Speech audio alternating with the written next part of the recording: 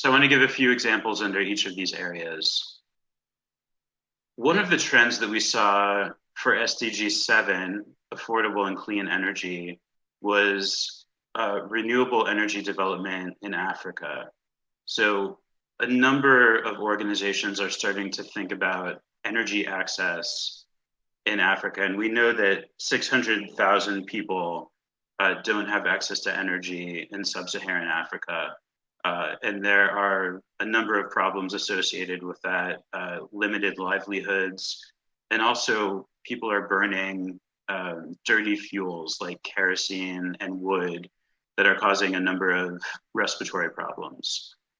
So there are several issues across society with this lack of access to energy. But as we're bringing this energy to parts of Africa and the developing world, we know that it needs to be renewable energy. And so the organizations that are working on this are saying, not only are we going to help people access energy, but it needs to be renewable energy. And we need to mobilize the resources at our disposal to be able to scale that up. Another trend that we looked at under SDG 15 Life on Land was ecosystem restoration. So a number of organizations are saying, not only do we need to conserve and protect nature, but we need to restore nature. And we see that in multiple parts of the world. And then the final example of this under the intersectional area is farmer training. Many organizations are seeing the need to help farmers find ways to produce more food, but to do it sustainably. And by using regenerative agriculture so that they're producing that food in large amounts, but also recognizing the need to protect soil health, to limit inputs like fertilizers, pesticides, and water, and to also protect biodiversity on those farmlands. And you can see that that really intersects with education because the training component is so important there. It's bringing those resources to people who need them to be able to transform those farming activities.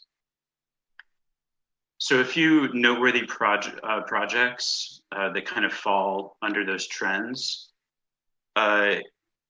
For the renewable and bringing renewable energy to Africa, we looked at a project called Faith-Inspired Renewable Energy in Africa that's being spearheaded by the Interfaith Center for Sustainable Development based out of Jerusalem.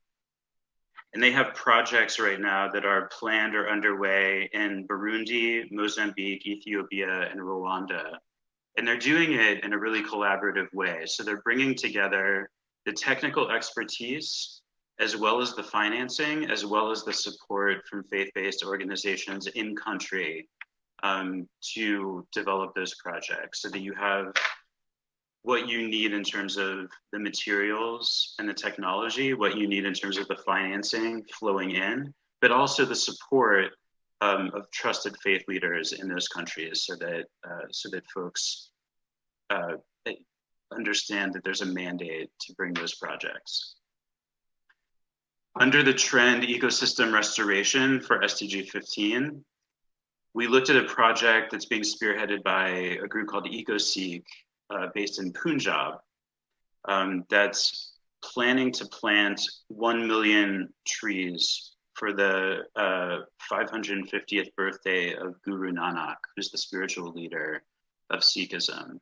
And this project is kind of centered within Punjab, but also reverberating around the world. So we have been seeing a number of sacred forests being planted within Punjab, and also in other parts of the world where you see large Sikh populations, such as Canada and the US. And the interesting thing about what the Sikhs are doing is they're using a particular technique for tree planting that allows them to plant very dense forests on small parcels of land that grow very quickly. So they're getting a lot of impact for a small amount of work being put in. And then the third kind of noteworthy project that I want to share with you that's under the intersectional section of the report is a farmer training project that the Baha'i International Organization is doing, they opened the Ngungu Center for Community Agriculture in Zambia a few years ago. And through this project, they're facilitating knowledge transfer for sustainable agriculture to community members. So they're starting with a pilot plot of land and looking at what kinds of sustainable agricultural activities are suitable for that climate and that community, what sorts of things that community likes to have in terms of produce, and then thinking about how to transfer the knowledge for those growing practices to the community and then scale it up. So finally, I want to share with you a few things under the recommendations component of the report. When we looked at these renewable energy projects being developed in Africa, we realized that the major barrier is to scale. And so we see that there needs to be more access to energy and more organizations working on renewable energy projects. And if you can bring more resources and more organizations working on that, you can scale up to 50 megawatts, 100 megawatts, maybe even eventually 500 or 1,000 megawatts, a real utility scale solar energy project that's going to bring access to renewable energy to thousands and thousands of households. Our recommendations for SDG 15 are creating collaborations for scale. So what we saw was that there are a number of conservation projects in multiple countries around the world where faith-based organizations are working on conservation in isolation in a silo, and they're not really receiving support from government agencies and mainstream conservation groups, but really the interests and the priorities are the same.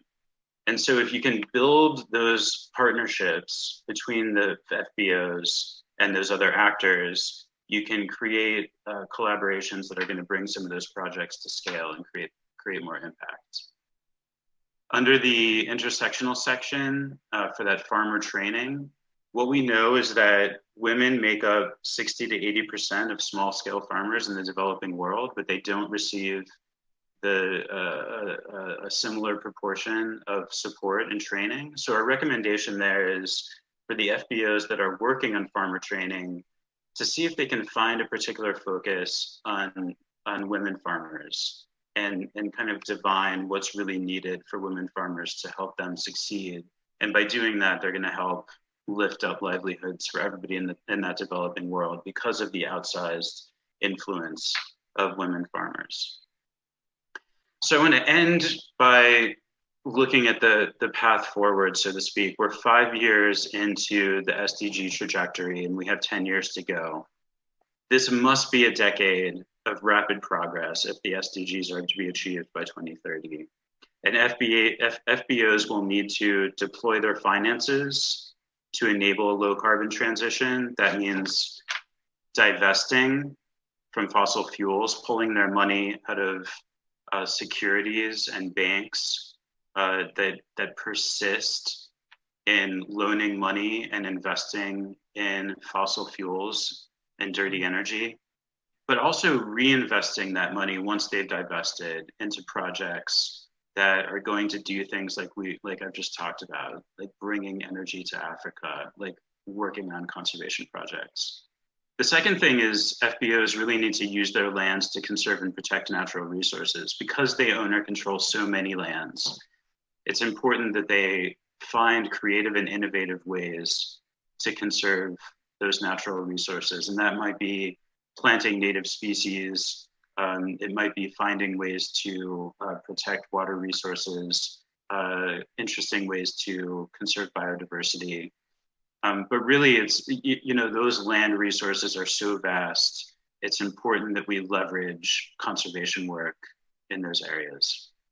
And then finally, we need to find the ways to educate the poor and lift up livelihoods sustainably and without contributing to new sources of waste and pollution. So we can't bring economic development in the same old ways that we've done it before, because that's just going to be new sources of waste. We need to do it in sustainable and regenerative ways. But really, we have every resource we need to meet the SDGs. We have the technology, we have the expertise, we have the resources. What we need to demonstrate is true adherence to our values. We need to imagine a better world and really live up to our ideals. So thank you again. Thank you to the organizers, and I'll pass it back over to you guys.